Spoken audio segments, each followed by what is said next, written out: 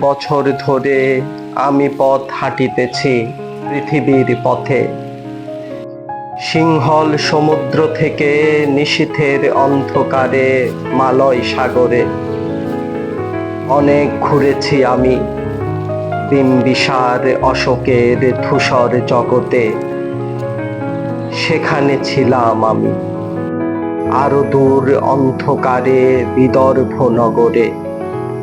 আমি ক্লান্ত প্রাণ এক, চারিদিকে জীবনের সমুদ্র সফেন।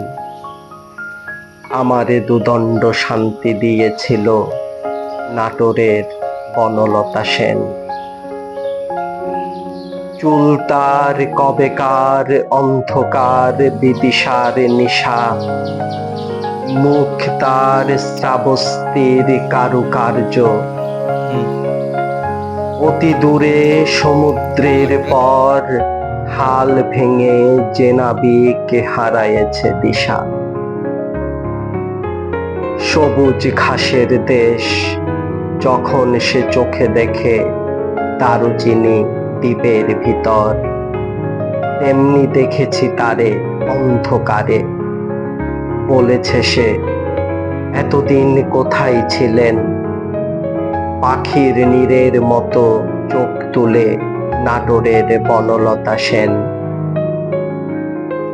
সমস্ত দিনের শেষে শিশিরের শব্দের মতন সন্ধ্যা আসে।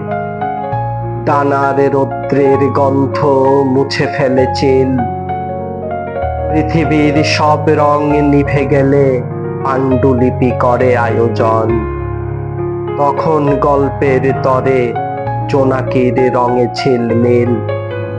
সব পাখি ঘরে আসে, সব নদী ফুরায় এ জীবনের সব লেনদেন।